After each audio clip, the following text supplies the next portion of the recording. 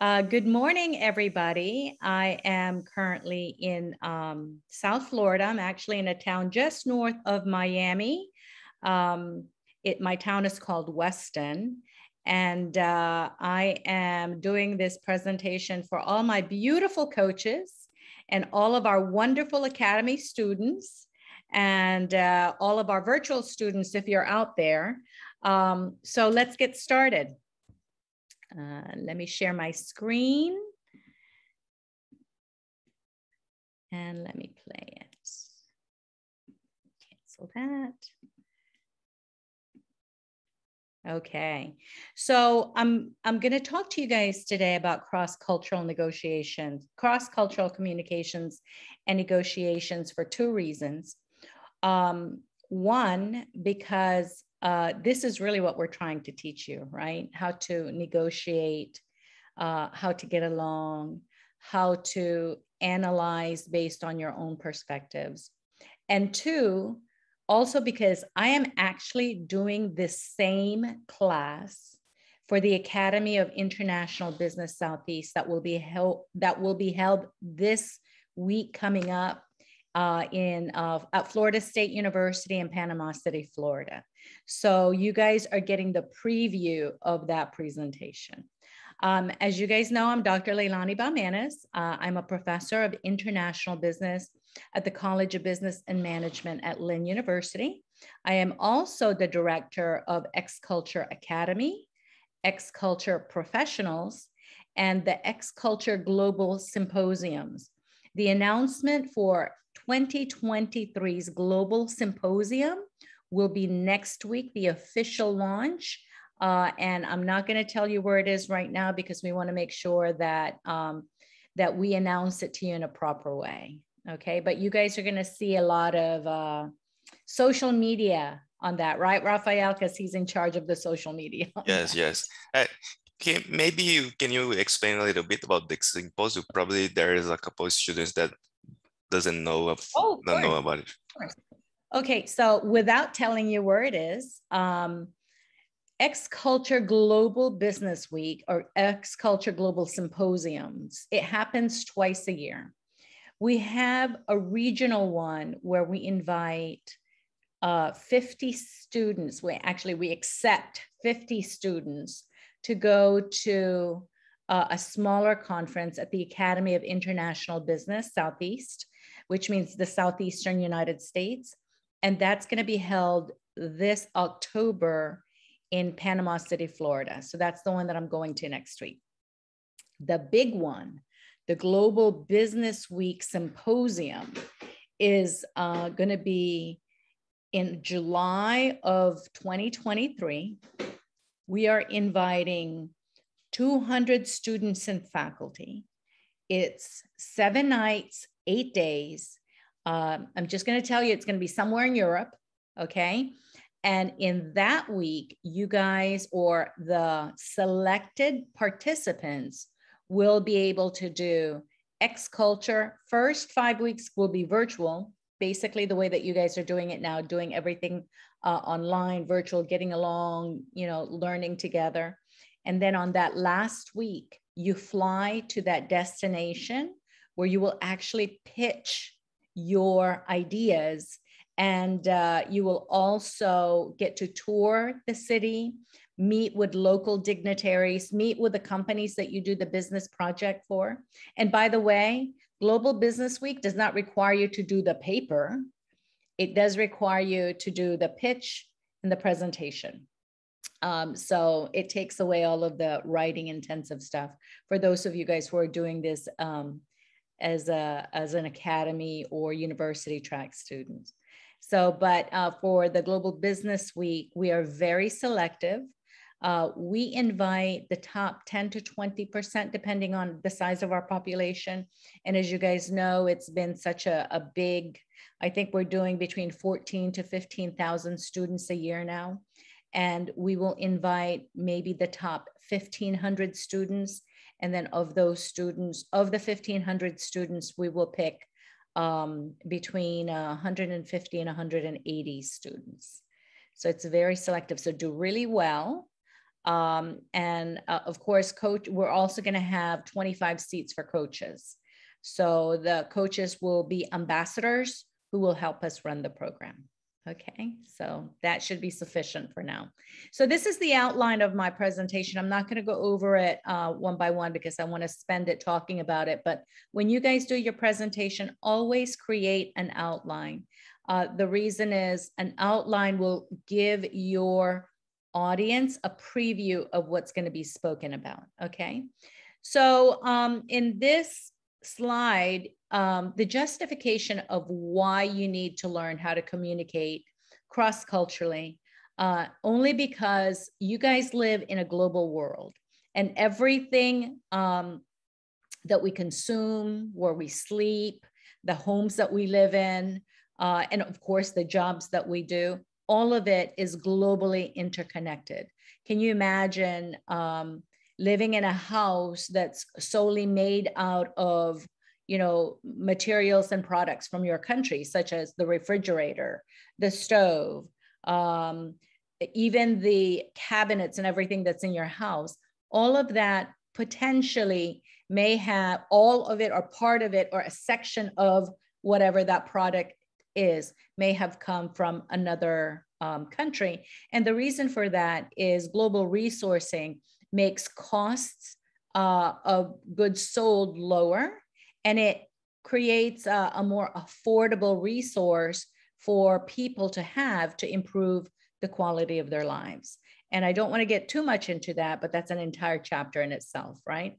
The other thing that's created this infrastructure for us is, look, I mean, Louise is in the Netherlands. Rafael is in Brazil. I'm right here in South Florida. And wherever you guys are in the world, I have never met any of my academy coaches well, I've met Madalena, my professional coach, and I've met Emily. Emily lives not too far away from here, about 3 hours north.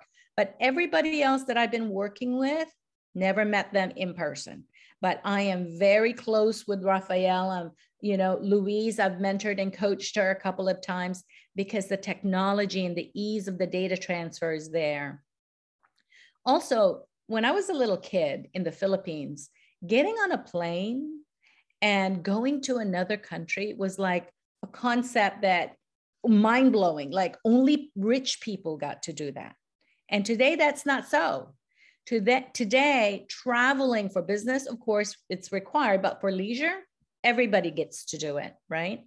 And then, of course, we've got companies like Toyota, Honda in Asia. We've got Volkswagen for the Europeans, BMW, Mercedes-Benz in Europe. In the United States, the trucks, right? Ford, Chrysler, Lincoln Continentals. I mean, imagine these global corporations that manufacture goods that actually are purposely intended for outside. They don't manufacture all of those cars and trucks here in the United States just for Americans. They go all over the world. You guys can probably see American working trucks that are made by Ford because that's what they specialize in. Think about Mercedes-Benz, BMWs, who else? Volkswagen. Think about them. If the population of Germany is small, right, compared to the United States or India or China, if they only manufactured cars for themselves, right, they call that autarky, by the way, their market would be much smaller. So this globalization of corporations, what they call mega corporations, have really supported this concept called the interconnected world, right? Now, what is our purpose here at X-Culture? Well, we want to teach you so that when you become executives in companies, leaders of countries, managers at corporations, teachers, lawyers, you know, those professions that's going to help us run this interconnected world, that you will learn how to negotiate conflict, which is what we're learning now, right? You will learn how to be more fair and equitable about sharing our limited global resources. You'll be able to go anywhere you want and work, provided that you're diligent and you learn about that culture. You learn about how to interact with it, because honestly, if you know how to do your job, That's just one part of it. If you know how to do your job, and Raphael, who wants to go to Japan and live in Japan, it's a completely different way of doing that job. So again, be mindful of how you prepare yourself for this upcoming future that you have, right? And then also there are some significant changes that are going to be happening in your future. Climate change initiatives is one of them.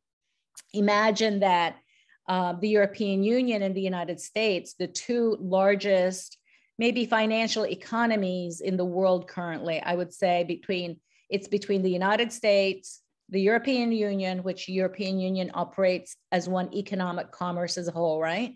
And China, those are the three financial superpowers in this world. And also the most, the largest producers of climate change pollution, okay? So we all have to get together and fix that, because otherwise you guys are not going to have a world to work with, right? And then of course the last thing is population shift. Because we are so interconnected now, if you are educated and if you have a talent or a skill that can be shared all over the world, it is normal for you to move from country to country. Like, I can't imagine that Louise would ever just stay in Amsterdam. It's just not, to me, it's probably more impractical for her to live in Amsterdam for the rest of her life, given that she's going to be this, high-powered professional. Raphael is already talking about getting his MBA in Japan.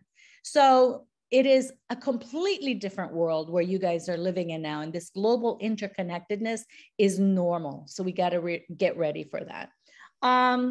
Dr. B, sorry to interrupt.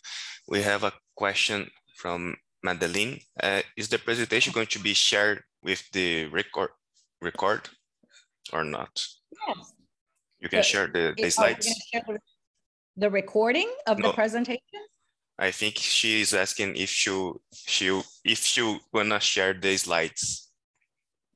Oh, share my slides. No, I can't share my slides because I'm using them. I'm sorry. You'll get the recording though, but I have to use this again. And I wanna keep it exclusive for now because I do have to give this presentation for real next week.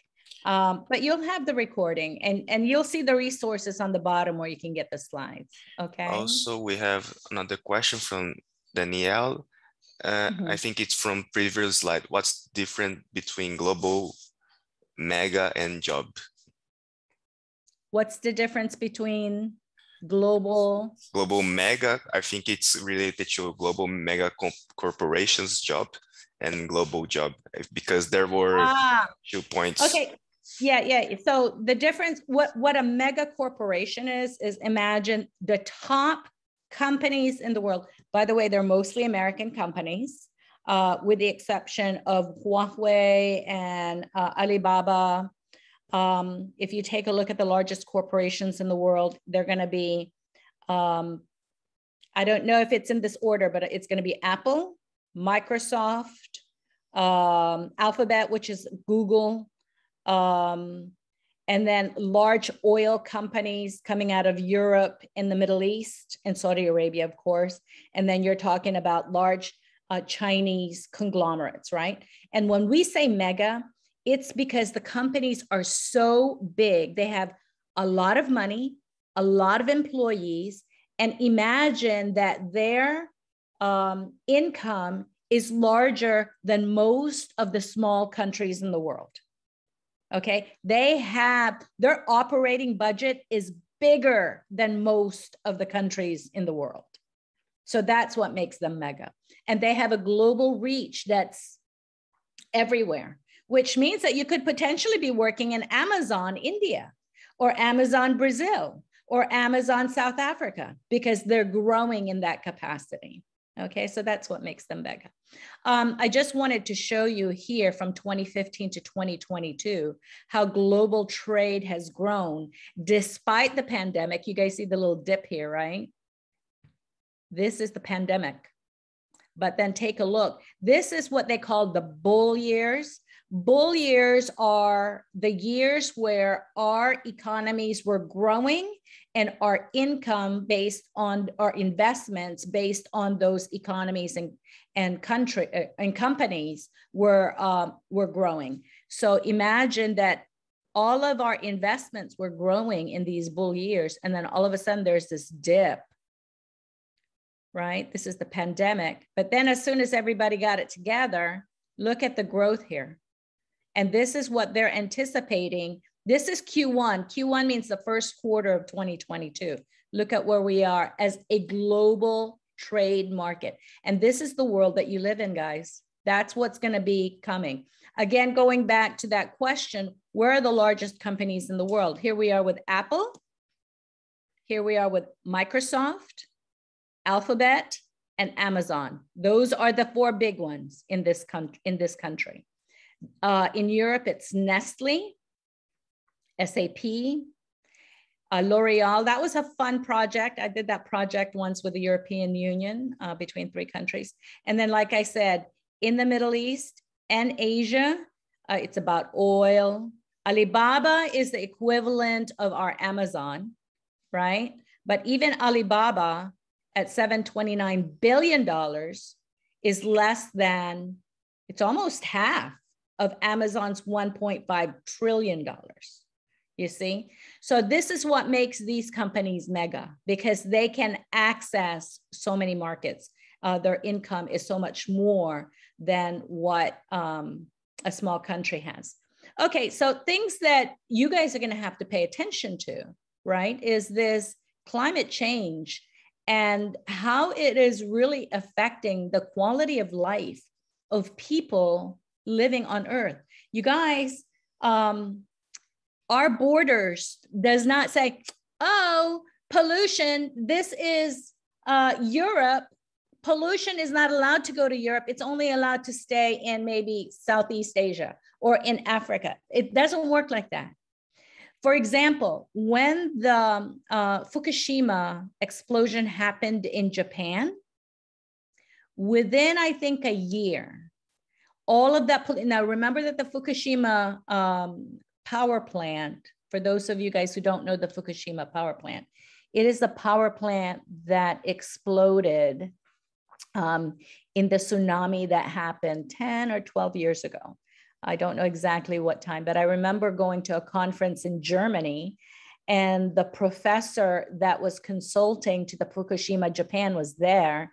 And what he told us was that the day that the tsunami happened, he was not at the power plant, but that a lot of his colleagues were, and a lot of his colleagues died. And then eventually when he went back to, you know, after it was safe again for him to go back to where he had lived, working at the Fukushima power plant, he said that the nuclear explosion had basically killed that area. And then here's the craziness about it. Within a year, all of the debris from the Fukushima explosion had traveled from Japan to the coast of California. And we had ginormous whales that had, you know, grown exponentially because they were exposed to nuclear fuel, right?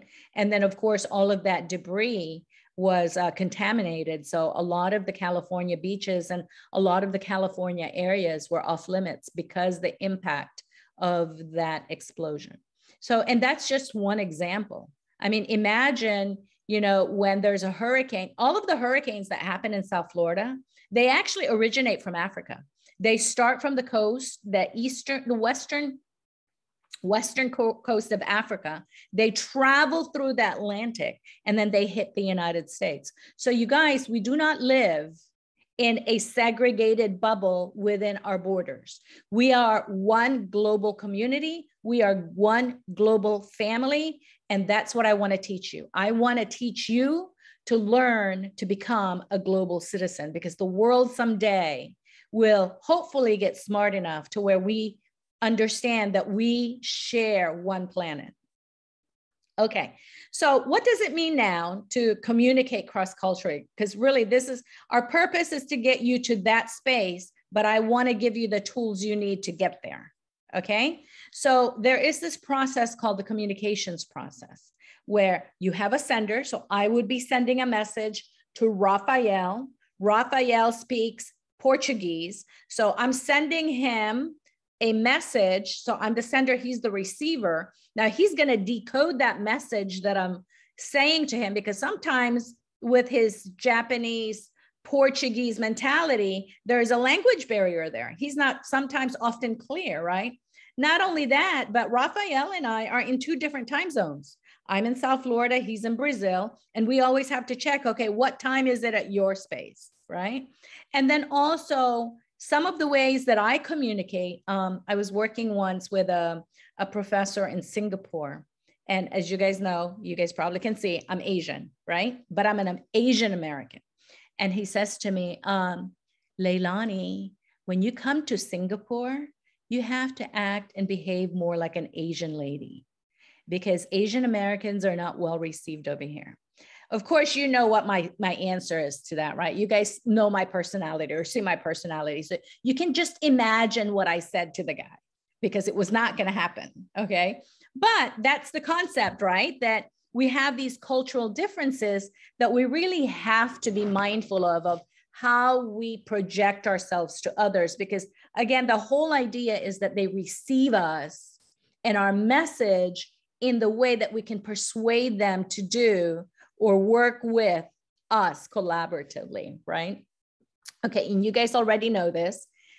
Again, the only way that I can communicate with Rafael and Louise and Ania and Tejas all at the same time is through technology. There is no way that I can communicate with all of these people who live in India, in the Netherlands, in Brazil, in the Philippines, in Singapore, in Milan, Italy, in, where is Annette? Annette is in Nairobi, Kenya. I'm talking to them at the same time through Zoom. Do you guys know how amazing that is? You probably don't realize because you do it normally. But 10 years ago, you guys, this was not a thing. Actually, my husband was a part of the original military research that was doing, they called it once upon a time, video teleconferencing. And I actually researched video teleconferencing in my master's degree when I was working, oh my God, at Fort Huachuca, Arizona. And back then it was like, you know, spaceship technology. It's like rocket science, okay? And now today you guys are like, oh, let me FaceTime you. Yes, this actually happened. I was having a meeting with one of the professors in Panama City yesterday, and our connection wouldn't, our cell phone connection wouldn't work because there was a storm going on here in South Florida. And I'm like, you know what? Let me just Zoom you. And we could Zoom better than we could talk on the phone. This is no new reality, okay? By the way, all of that stuff that's happening, it's called noise. Noise is not necessarily audible. It's any kind of infringement on the communication, any kind of distractions, whether it's, you know, your dog barking or the sun right now is coming down and it's really hot. So I'm gonna put this down. It's probably gonna be better for you guys too. And also this thing called the feedback loop. Is that better? Oh, I feel so much better. Okay, the feedback loop is when Rafael doesn't understand something and he sends me a message to try to verify that I understand, that he understands. And then I go back and give him another feedback. And then that messaging back and forth will eventually get us to the concept that we're trying to communicate. So just be mindful of that when you're communicating. Pay attention at the moment and make sure that you are actually sharing the meaning of what you're trying to convey. Okay, that's important because most of the conflict in the world happen because of hurt feelings, because they miscommunicated themselves. Okay. Okay, so now why is this important? Well, culture really originates from history. So now I'm going to ask you guys, this is the interaction part, right? just get a piece of paper, because I want you to think about this yourself, right? Get a piece of paper and just jot down what history really shaped your perception of the world. So for my country, right, let's just say right now that I'm an American. Obviously, I'm an American, but what cultural value originates from the history of the United States that the rest of the world is like clamoring for? Okay. And you hear it in our national anthem: the land of the free, the home of the brave. Really, those two lines itself, a part of the history, right? The land of the free and the home of the brave, because this country has banked its existence in fighting for freedom, to the point where we still go around the world fighting for other people's freedoms. NATO, right? North American Treaty Organization does not exist in the United States. The North American Treaty Organization, NATO, actually exists in Europe, Louise, right? Yeah? NATO is a group of countries that fought culturally, right, and historically together during World War II to create a unified military force to protect freedom in Europe. And then let me bring you to today. Today, Russia is fighting with Ukraine. Once upon a time, Ukraine was a part of the Soviet Union. Now let's go back a little bit more further back than that. In the time of Peter the Great and in the time of Catherine the Great, the Crimea and Ukraine were a part of Russia. And they won it by military. And after the fall of the Soviet Union, when perestroika happened with Mikhail Gorbachev, and this is around the 1990s, 2000, right? That transformation, all of the former Soviet countries gained their independence. And today, there is no more such a thing as the Soviet Union. They are all independent countries now. And today, Russia is trying to get back some of those countries. They did it with Crimea a few years ago, and now they're trying to get Ukraine back. And by the way, you know, Dr. Voss Harris will tell you that Ukraine, this war is not only 1 year old or 8 months old. This war is like 9 years old. This war has started a long time ago when Ukraine declared its independence and then was pursuing the membership to the North American Treaty Organization, NATO. When they were trying to get membership to NATO, now all of a sudden, NATO will be at the border of Russia. Do you all understand what I'm saying? Not, I just see Raphael and Louise, but not if you understand what I'm saying, okay? This is history, you guys. All of these historical events create a culture in people that then creates values for that generation and the future generation, because they're going to teach their children. This is our history. This is what we want you to fight for, right? They are saying that, yes. They're saying that, yes. Okay. Just one thing, you're probably just saying, because NATO is North Atlantic, not North America. Yeah. Yes. I am missaying it, North America. Louise, you couldn't like stop me sooner. North Atlantic Treaty Organization. Did I said North American? Oh my God. I need a second cup of coffee, you guys. It's 9 o'clock in the morning. Okay. Okay. So with the North Atlantic Treaty Organization, I want you to think about this, right? If NATO includes the United States and all of the European countries, here's a big question for you. Why is it that the North well, why is it that the United States is the major investor in the North Atlantic Treaty Organization? Why is it the major, I want to say that we give the most money for fighting the people, all of that? Louise, can you answer that for me since you're a law student in the Netherlands? You're asking a law student to give a single answer to a very difficult question. Yes, I know this. But is it common knowledge that the Americans actually invest a lot of money in NATO? Yeah, I do know that. Yeah, that's common knowledge.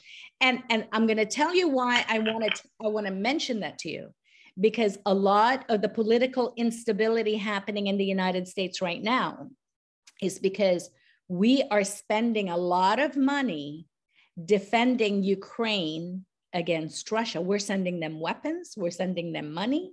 And the Americans are saying, why do we have to pay in tax money to support Ukraine to fight against Russia? So that's a big political problem right now. And the other thing is it's election year. So a lot of the people who are in different political parties, they're campaigning against or for the support of NATO in respect to how much money we're sending to Ukraine. So that's one of the key, value systems. Again, think about your own country and what your country has experienced in its history and how it starts to behave and what kind of values it gives its people because of what's happened in history. By the way, NATO, the North Atlantic Treaty Organization, I keep wanting to say North American. The North Atlantic Treaty Organization now has created this concept of, you know what? If we don't take care of our territory, our country, NATO is trying to keep everything at bay. But if the war happens, it's not going to happen in the United States.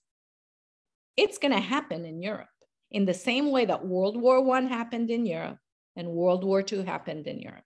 And this is why we need to understand how history happened in the past so that we are not doomed to repeat it. World War I happened in Europe, World War II happened in Europe, and they are afraid that if World War III happens, it will happen in Europe again. And this is why what we do here at X Culture is to make sure that we raise amazing global citizens so that we eliminate I don't think we'll ever eliminate it, but we minimize the concept of a World War III. Okay, so let's talk about language. Moving on from war and all of that stuff. Cleanse that, you guys. Wiggle, and get it out of your head. Because we can't do anything about it right now. What we can do something about is learn how to become better global citizens, right? So how important is language to your ability to communicate? So I want to tell you that language is not just words. Language is not just nonverbal, right? A lot of language is actually implied. A lot of language is actually a shared common value, right? So of course, language is an organized system of thoughts, right? And it creates kind of like a commonality among a group of people. So for example, the Jewish population lives all over the world. They live all over the world. They live in Jerusalem, in Israel. They live here in the United States. I think we're in the number 2 population of Jewish in the world. I'm not really sure about that data, but it's either number 1 or number 2. But then there's Jewish people all over the world, right? They don't live in the same country, but they share a common language. Unless you're Jewish, you really probably don't have a reason to learn how to speak Jewish, right? But if you're Jewish, you are going to go to a temple and you're going to learn how to speak Jewish because as a member of that culture, you need to practice a lot of the value system so that you can get your bat mitzvah at 13 or your bar mitzvah at 13. You know, you don't get to have that unless you know at least how to speak your language. So, and that's really the strength of language, right? It unifies people despite of where they live in the world. Other things that you should probably know is that about 80% of all the books in the world are written in English, which means that 20% of the knowledge is not being shared in a common language. And by the way, when I say that English is a common language, it is, and that's obviously why we use English in X Culture, is because it is the business language of the world currently. Once upon a time, it was French. Everybody needed to speak French. And then once upon a time, it was Latin. Everybody needed to speak Latin. And today, apparently, English is the most popular language in the world because it is the business language of the world. But keep in mind that based on population, the #1 language in the world is really Chinese, just based on population. And the #2 language in the world, right, is out of India. Now, the challenge about India is they have something like 20 languages, 20 official languages. So even there, it becomes more complicated. But let's talk about the Chinese language. The reason that Mandarin is so important, not only is it 1.4 billion people in their population, but also because they are, let's just say, anticipated to become the #1 economy in the world in your future, right? Because they have the most economic power. Now, of course, there are other political challenges that go with that, but being that they are the most populous and going to be the strongest economy eventually based on just income per capita, how important is it for you to have a little bit of Chinese and understand that? Also think about the European Union. I mean, the European Union is 27 countries and they have 24 official languages, but they also include Chinese, Arabic, and Russian every time they publish their documents at the European Union. When you go into the European Union, you will have like a wall of brochures and every language that they officially publish in. Yes, I was able to get my English one and I brought it home with me. The United Nations operates in an official, they have 6 languages, right? But it's the United Nations, you guys. They have 109 interpreters. Now, I use the words here, the 3 things that are common in 3 languages that I've been exposed to. One of them is Spanish, right? So in Spanish, South Florida, dale is used all the time, dale, you know? And if you guys know Pitbull, he uses it in his language all the time, dale, right? So dale means okay, or go ahead, okay? In Spain, they use vale. Vale is okay. Okay, you know, we say okay here in the United States all the time. That's really vale, right? And then in Costa Rica, they use the 2 words, pura vida. And pura means pure and vida means life. So it translates as pure life. But that's not how they use it. If you say to them, hey, do you want a cup of coffee? And they say, pura vida.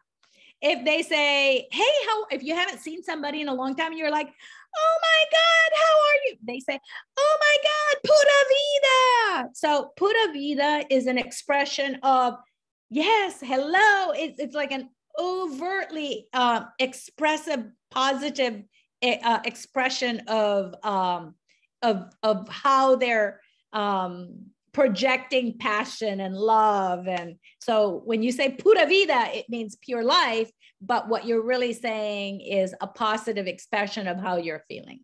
It's a little bit more than vale or dale. Okay, other things that you need to pay attention to, you guys. I know that you guys are nonverbal right now. Oh, we got 15 minutes left. Oh my God, really? I talked that long already? Is nonverbal communications. There's this thing called proxemics, right? And proxemics really works differently in different countries. So this is where the second thing for you to do is, where is your intimate space? In the United States, if you stick your arm out, right? If you are inside that 18 inches, right? you are in the intimate space. Formal or personal space is 1.5 feet to about 5 feet. And then social means like if you pass somebody within 5 to 7 feet, you have to at least say hello. But if they're on the other side of the street and it's like, 10 feet, 15 feet, you just ignore them. I mean, depending on what culture you're from, right? Because some people still say hello. But for the most part, this proxemic thing is an unspoken rule of how you respect each other. So in terms of intimate space, right, how do you actually communicate with people in your intimate space? Do you have direct eye contact with them? Do you hug them and kiss them when you see them? Or do you just wave your hand? Or do you, bump fist? In your personal space, how do you greet them? In your social space, how do you greet them? Okay, so in terms of nonverbal communications, probably your facial expression is the most verbal nonverbal communication. Your eyes, the way that you squint your forehead, what all the women, those Fraulines, the face, right? You make your face go sad, right? These all convey emotional feelings. And then there's a way that we can talk too without even saying anything. So in the United States, I don't know what it is in your country, but we do this. So you say this to a little kid when they're trying to overspeak or, trying to have a temper tantrum, you do this. And you're trying to tell them, shh, be quiet, right? So, and then there's also other things that you need to take into consideration, like in Saudi Arabia and also in India and a lot of the Muslim countries, men often greet each other with a hug and a kiss and hold hands hand in hand as they walk down the streets. But if a woman were to greet a man and give him a hug and a kiss, that is too much PDA. Public display of affection, too much PDA. Women in those cultures, in many cultures, are not allowed to show PDA, public display of affection. In the United States, anything goes, right? We are a very free mentality country. But when I was growing up in the Philippines, if a woman were to kiss a man in public, that means you're getting married, right? In the Middle East, if you're looking at a woman, that means that you're going to ask her to marry her soon. So you guys make sure that you pay attention to that. In Japan, Raphael, you probably know this, is that when men and women greet each other, it's with a bow, right? You hold your hand to your side and you bow. And the person who bows the deepest is the subordinate, and the person who bows the highest is the superior. And then the length of the bow actually communicates the expression of respect towards the person who is the superior. In Muslim countries, using your left hand to do anything with is kind of offensive because it's unclean. Remember that in a lot of countries in the world, toilet paper does not exist. And they use soap and water to clean themselves after they use the bathroom. Yes, I have to say that because some people are like, why? But why? But why? Because they use this to clean themselves after they use the bathroom. And then they have to wash. So when you shake hands, you never use your left hand. You always use your right hand. Okay. When you pass anything, you always use your right hand. You never use your left hand. Okay. I'm going to pass on this because it's going to take a long time. But I do want you to know, wait, you know what? Let me go back just so that you understand what it is. If you guys go to Hofstede's Cultural Dimensions in this website, Raphael, you can put this inside www.Hofstede Insights and put it in the chat, and then they can read on it. And there's documentary or videos in there so you can learn about it. And it really gives you like comparisons. These are actually my 3 students that I work with, or 3 coaches that I work with for professionals. And this is our cultural value differences. And I like to look at this because then I know how to respond to them when it comes to me giving orders or making suggestions or telling them that they can communicate with me at any time. So for example, my student from Italy, you see here, She is so like, because again, you have to recognize that there are power distance differences. There are uncertainty avoidance differences. So Madalena Dulio is the student that I'm talking about. She is always calling me because she wants to be sure that she got what she's supposed to be doing, because in her culture, she wants to eliminate uncertainty at any given point. So Rafael, you probably get frustrated with that because they're always asking questions, right? And it's because their value system is based on, I got to make sure before I can act. It's the way that her mind works. And you'll find this also, you guys, with your teams. It's the way that their mind works. And that's why they're asking a bunch of questions all the time. Okay, so again, using your little piece of paper, you know, think about how your country greets each other. Now, if we were in public, we would actually practice this. Show me how your country greets each other. And then think about it like, how does a person address you in your country? So in my country, because I'm a professor, right? Everybody calls me Dr. Baumanis. In Germany, they would call me Dr. Professor Baumanis, which I think is a little long, but that's the normal thing, right? And Louisa, how do you address your professors in the Netherlands? Is it by first name?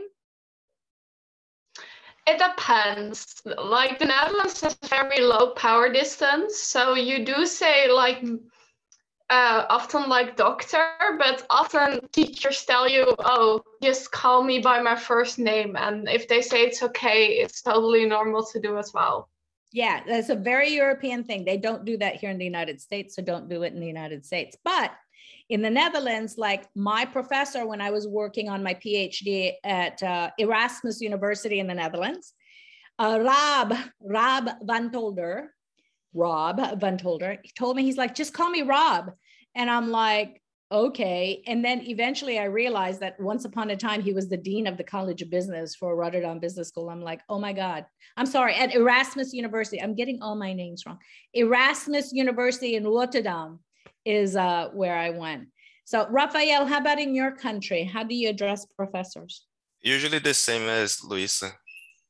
Ah, in Brazil, really very informal. Okay, see, so these are things that you have to learn, right? And then you have to think too, in my country, is it kiss, shake, or bow, or both, right? So for example, in Japan, to shake and bow is actually common. You bow first and then later on you shake, right? I believe they do the same in China. You bow first and then later on you shake, because they're trying to Westernize and they're trying to globalize, right? But in Europe, the kissing is different, right? In Germany, it's kiss, kiss. In the Netherlands, it's kiss, kiss, kiss, right? If you know somebody really well, it's a kiss, kiss, and a big long hug. I mean, you got to know, because if you don't know and you do it the wrong way, they're like, no, in the Netherlands, it's kiss, kiss, kiss. Or in Germany, they're very standoffish, right? It's just a kiss, kiss, but you don't even touch. It's like an air kiss, right? Because their actual proxemics is a much wider distance than what Americans are used to. The other thing called gift giving, like in the United States, it's like a $25 limit. But in Asia, gift giving is a common thing. And in India, I mean, they have you have to almost pay a bribe everywhere you want to try to get something done. Unfortunately, this is the way of the world, right? Also in sub-Saharan Africa, a lot of those countries, you have to, I don't want to call it a bribe, but, some sort of a compensation, let's say. Or something that honors that person. But pay attention to the laws of the country. In the United States, we have this thing called the Foreign Corrupt Practices Act. And this really limits your ability to gift or give anything in excess of what is official and traditional in your country, given, of course, what's happening in that country.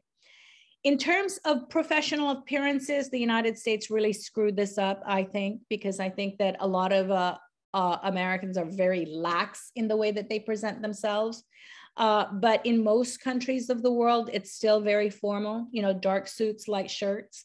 And then also you've got countries in the world where, you know, the formal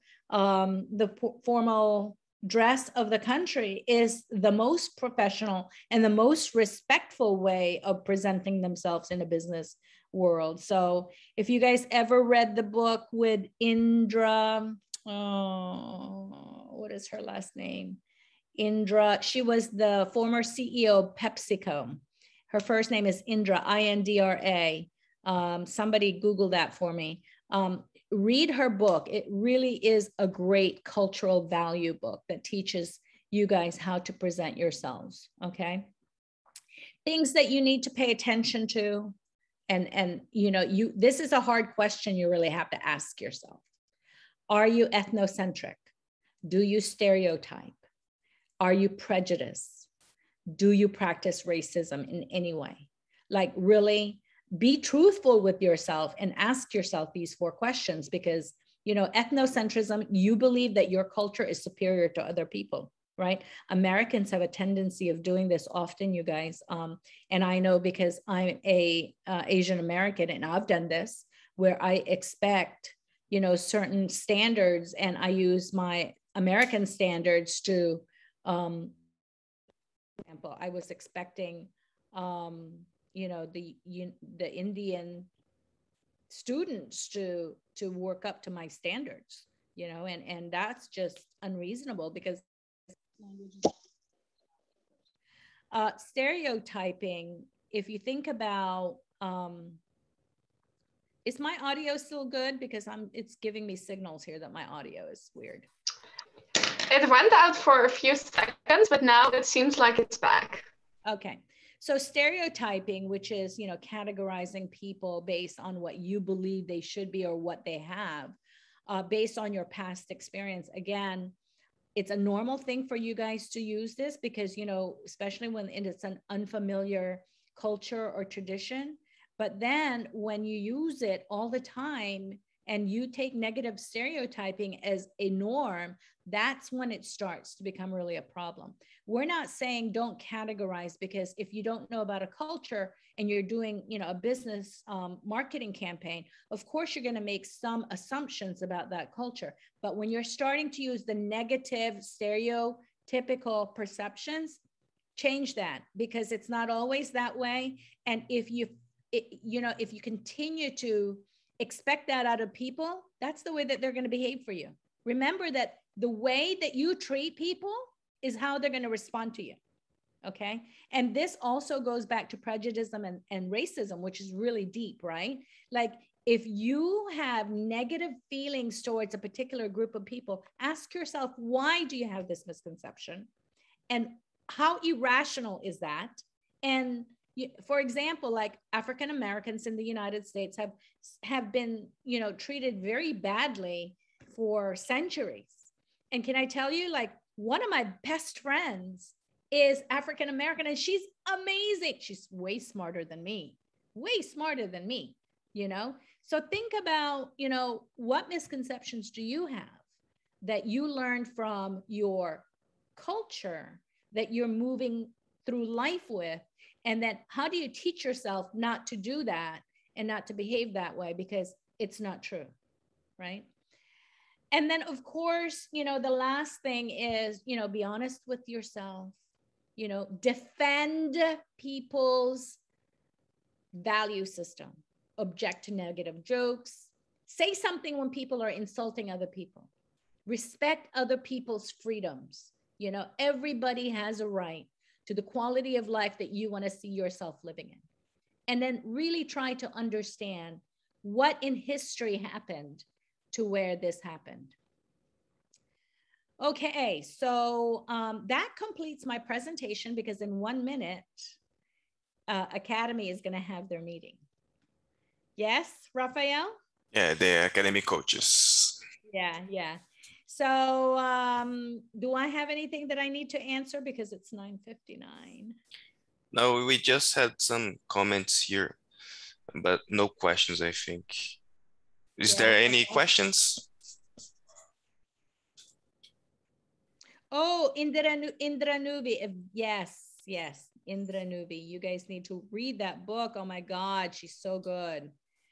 Was there any awful comments that I need to address? Oh yes, North Atlantic Treaty Organization. Thank you, Shankeen, for making that note. I'm so embarrassed. You know, again, 9 o'clock in the morning. It happens, no problem, no problem. I think that's it, guys. If you guys, wait a minute, thank you. I think there's no questions, right? Okay. I hope not. Okay, so just to do a quick overview, if you guys missed the first minutes, you guys are supposed to work on report section 1, okay, until tomorrow. And by Monday, you will start to work on report section 2, okay? So get together with your team and make sure that you are working on these sections, okay? And, oh, here's a, oh, that's Vas? He seems very young, that photo. Okay, thank you, you guys. Peace and love to everybody. Again, keep in mind that I'm going to stop sharing here. Our goal is to make sure that we provide you with the opportunity to learn all the things that you need to become a better global citizen, so we together can make this world a better place. Really, that is our goal. And I hope that you buy into that as well, because this is a world that we want to see you grow up in. And this is a world where we want you to raise your children in, okay? Peace and love, everybody. Thank you, Lisa. Thank you, Dr. B. See you soon. Bye-bye.